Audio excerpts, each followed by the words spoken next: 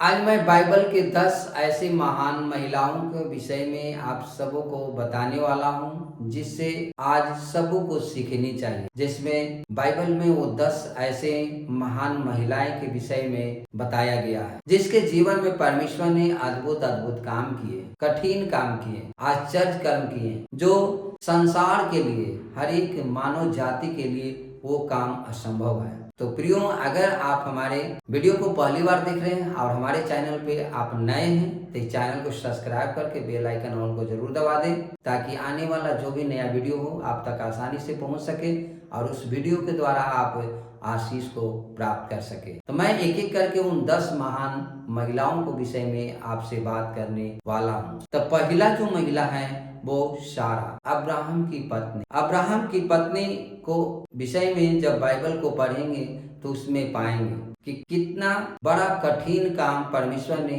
Abraham की पत्नी के जीवन में किया। उनको कोई संतान नहीं था और उनकी आयु 90 साल के हो चुकी थी। उनका मासिक धर्म भी बंद हो चुका था। वो आशा खो चुकी थी कि अब हमें कोई संतान होगा, लेकिन परमेश्वर ने उन्हें कहा कि क्या यहोवा परमेश्वर के लिए कोई काम कठिन है। आने वाला जो बसंत ऋतु है उसमें तुम्हें एक पुत्र होगा। और परमेश्वर के कहे अनुसार उनको एक पुत्र हुआ, जिसे उन्होंने इसहाक नाम रखा। जैसा कि जब आप बाइबल को पढ़ेंगे तो उत्पत्ति 18 अध्याय के 14 आयत में पाएंगे। दूसरी जो महिला है एस्तेर। एस्तेर के विषय में भी जब बाइबल को देखेंगे तो एस्तेर के नाम से पुस्तक है, और जब उसमें पढ़ेंगे तो एस्तेर के विषय में जानेंगे कि एस्तेर एक गरीब परिवार की महिला थी। वो उसका जो चचेरा भाई था वो मुद्रिका उसे पाला पोसा था। उसके जो माँ जो बाप थे वो नहीं थे, दुनिया में मर चुके थे, और उसको पालने पोसने वाला उसका भाई चचेरा मुद्रिका था और उसने उसे पाला पोसा था। लेकिन परमेश्वर उसके जीवन में एक ऐसा काम किया, जब बाइबल को पढ़ते हैं तो उसमें देखेंगे पाएंगे कि परमेश्वर ने उसे उठा करके उस राज भवन में ले गया और राजा के पटरानी बना दिया, राजा की पत्नी के रूप में उसे रख दिया। जैसा कि जब एस्तेर के पुस्तक पढ़ेंगे 2 अध्याय के 17 में तो पाएंगे कि परमेश्वर एक गरीब महिला को किस तरह से राजा की पत्नी को रूप में उसे खड़ा करता है। तीसरी जो महिला है वो रूत है। रूत के विषय में भी जब आप बाइबल को पढ़ेंगे तो उसमें पाएंगे कि कैसे वो उसका जीवन खत्म हो जाता है। उसका वो अपने सास के साथ और अपने पति के साथ वो अपने देश को छोड़ के दूसरे जगह जाता है और वो वहाँ पे सब कुछ खो देती है। उसका पति भी है जो वहाँ पे मर जाता है, और उसके जो 2 भाई वो दोनों रहते हैं, दोनों नाश हो जाते हैं, और उसकी जो सास रहती है जो वहाँ से निराश होकर के जब अपने घर को लौटने लगती है तो रूत उनकी पीछा को नहीं छोड़ता है। जबकि उनकी जो एक गोतनी रहती है, उनकी जो एक भाई की पत्नी जो रहती है वो है अपने मायके चली जाती है, परंतु रूत है कहती है कि मैं आपको जीवन भर नहीं छोड़ सकता, मैं जीऊंगी आप ही के साथ और मरूंगी भी आप ही के साथ। लेकिन कैसे उनके खत्म हुए जीवन को, उनके निराशा जीवन को परमेश्वर कैसे उनके जीवन में खुशियां को लाता है। जैसा कि जब आप पढ़ेंगे रूत 4 अध्याय के 13 आयत से 17 आयत तक जब पढ़ेंगे तो उसमें पाएंगे कि परमेश्वर आपके नष्ट हुए जीवन को भी फिर से बहाल कर देता है। जैसे कि रूत के जीवन जो नष्ट हो चुका था, वो जीवन में कभी नहीं कल्पना की थी, कभी नहीं सोचा था कि हमें फिर आनंद भरी इस जीवन में सुख मिलेगा। पति का भी सुख मिला, बच्चा का भी सुख मिला, और परमेश्वर ने उनके खत्म हुए जीवन को खुशियां में बदल दिया। चौथी जो महिला है वो है हजीरा। जैसा कि जब बाइबल को पढ़ेंगे तो बाइबल में पाएंगे कि हजीरा सारा की दासी थी, जिसे वो अपने पति अब्राहम को पत्नी के रूप में दे दिया था। जब उनसे बच्चा नहीं हो रहा था तो अपने दासी को पत्नी करके उन्हें दे दिया, और उनसे एक पुत्र इस्माइल हुआ था। और जब इसहाक जब उनके बच्चा पैदा हुआ तो दोनों में झगड़ा लड़ाई होने लगा।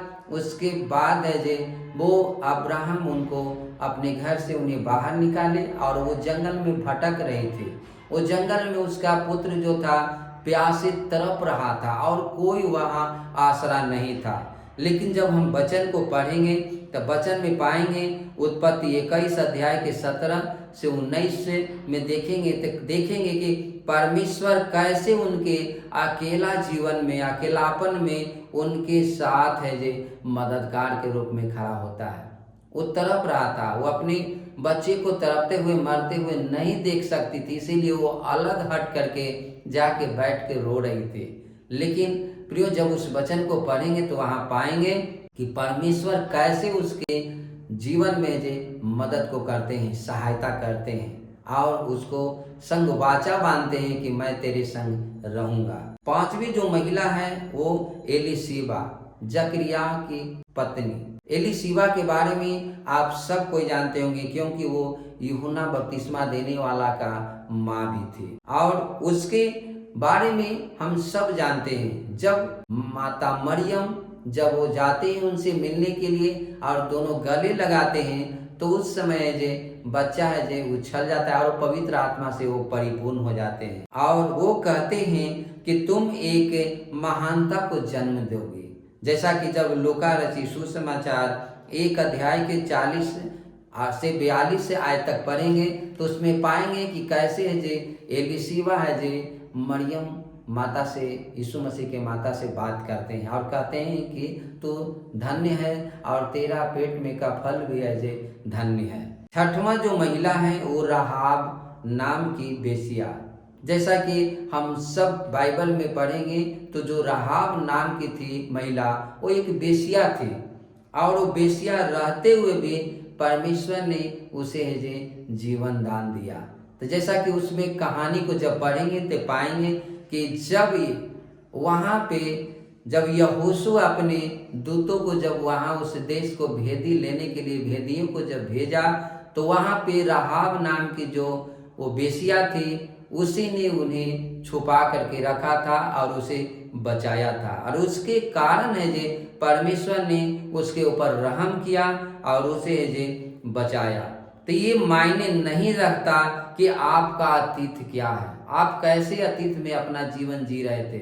ये राहाब बेसिया से हम सबको सीखनी चाहिए, आज के हर एक लोगों को सीखनी चाहिए कि उसका अतीत कितना खराब था। वो बेसिया थी, वो व्यभिचारिणी औरत थी, फिर भी परमेश्वर ने उसके अतीत को माफ कर दिया और उसे अपना लिया। तो जैसा कि अतीत आपका कैसा भी हो, लेकिन जब आप परमेश्वर के प्रति आप आते हैं और वफादार होते हैं और ईमानदार होते हैं तब परमेश्वर आपको बचाता है।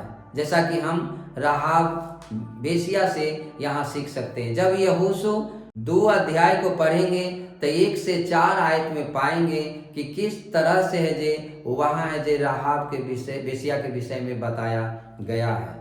7वीं जो महिला है मरियम, यीशु की माता, जिसके विषय में हम आप सब जानते हैं कि परमेश्वर ने कैसे उनके द्वारा एक उद्धारकर्ता को, जो इस जगत का उद्धारकर्ता यीशु मसीह को है जे इस संसार में लाया और वो सारी महिलाओं में से वो धन्य महिलाएं मानी गई, गिनी गई। तो जब आप पढ़ेंगे लूका रचित सुसमाचार 1 अध्याय के 38 आयत को तो उसमें पाएंगे कि कैसे परमेश्वर है जे वो अपने वचन के अनुसार उसके जीवन में काम किया और वो महिला ने परमेश्वर से कहा तुम्हारे वचन के अनुसार ही हो। जब वहाँ पे दूत उनसे गए और बोले कि तुम पवित्र आत्मा से एक पुत्र को उत्पन्न करोगे जो दुनिया का उद्धार करता होगा, तो वो वहाँ पे कहते हैं कि आपके वचन के अनुसार ही हो, वो स्वीकार करते हैं। तो इससे हम सीखते हैं कि तुम्हारे साथ परमेश्वर के वचन के अनुसार सब पूरा होगा। तो अगर आपके पास परमेश्वर का वचन है तो वचन के द्वारा आपके पास सब कुछ पूरा होगा। तो इस महिला से हमें सीखनी चाहिए कि अगर आपके पास परमेश्वर का वचन है तो परमेश्वर के वचन के द्वारा आपके जीवन में सब कुछ वो पूरा करेंगे। 8वीं जो महिला है हन्ना, जो एलकाना की पत्नी थी। एलकाना 2 पत्नियां रखी हुई थी, जिसमें हन्ना और पनीना। तो हन्ना जो थी वो बांझ थी और उसका एक भी पुत्र नहीं था। लेकिन जब उसकी जो सौतन थी उसे चिढ़ाते रहती थी, उसे हमेशा ठट्ठा मजाक उड़ाती थी। लेकिन जब वो प्रभु के भवन में जाती है और रो करके बिलख करके वो प्रभु से प्रार्थना करती है और प्रभु उसकी प्रार्थना को सुन करके उसे उत्तर देता है। तो हमें हन्ना से आज के हर एक सब लोगों को सीखनी चाहिए कि परमेश्वर आपकी सारी प्रार्थनाओं को उत्तर देता है। जैसा कि वहाँ हन्ना की प्रार्थनाओं को परमेश्वर ने उत्तर दिया और उन्हें पुत्र वरदान में दिया, जिसे हम सब जानते हैं कि वो शमूएल नाम उन्होंने रखा। और वो शमूएल को बालक जब पीना छोड़ दिया तो उसे परमेश्वर के भवन में उसे परमेश्वर की सेवा के लिए सौंप दिया। तो पहला शमूएल 2 अध्याय के 21 आयत को पढ़ेंगे तो उसमें पाएंगे कि किस तरह से परमेश्वर ने उनकी प्रार्थनाओं को सुना और उनको उत्तर दिया। तो आज आप भी जो प्रार्थना करते हैं उस प्रार्थनाओं को परमेश्वर सुनते हैं और उत्तर देते हैं। 3 महिलाएं से हमें सीखनी चाहिए। 9वीं महिला मार्था, लाजर की बहन, जिसके विषय में हम आप सब जानते हैं कि लाजर का वो मर गया था, लेकिन प्रभु यीशु मसीह ने उसे मुर्दों में से फिर जीवित किया। लेकिन जब वो जीवित था, बीमार था, तो उसका बहन यीशु मसीह को खबर दिया और प्रभु यीशु मसीह नहीं उस समय आ पाए और वो 2 दिन के बाद आए। यानी लाजर को कब्र में रखा हुआ 4 दिन हो गया मरा हुआ, तब वो यीशु मसीह आए।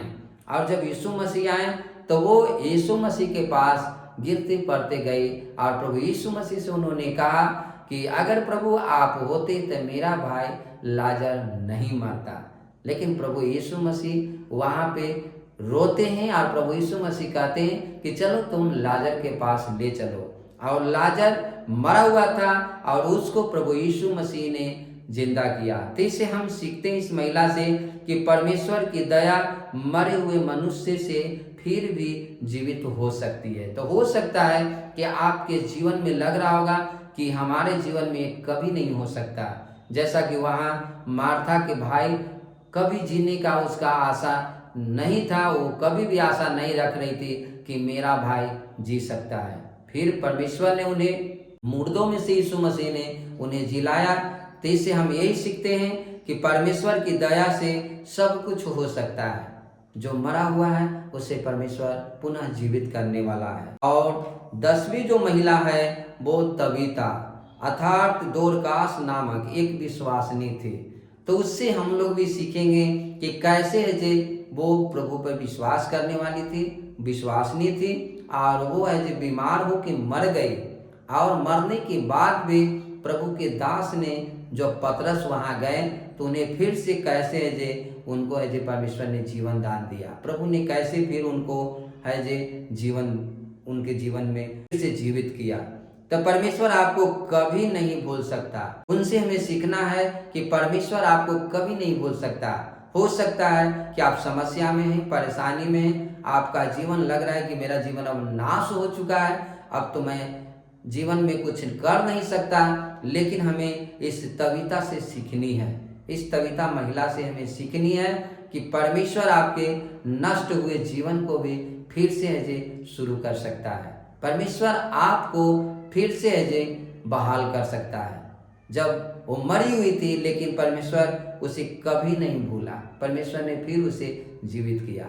तो प्रियो, आज मैं वो 10 महिलाएं के विषय में आपसे बात किया हूँ जो बाइबल के 10 महान महिलाएं हैं और जिसके द्वारा परमेश्वर ने बहुत बड़ा बड़ा काम किया है और कठिन काम किया है, जो हर एक इंसान के लिए समझ से ऊपर है और कोई ऐसा नहीं कर सकता है। तो अगर आज के वीडियो आपको आशीष मिला है तो आप वीडियो को लाइक जरूर करें, आप कमेंट में हालेलुया आमीन जरूर लिखें। तो प्रियो, मैं विश्वास करता हूँ कि आज के वीडियो के द्वारा परमेश्वर ने आपको आशीष दे दिया। तो मिलते हैं अगले वीडियो में, तब तक आप अपना ख्याल रखें। आप सबको जय मसीह की। God bless you.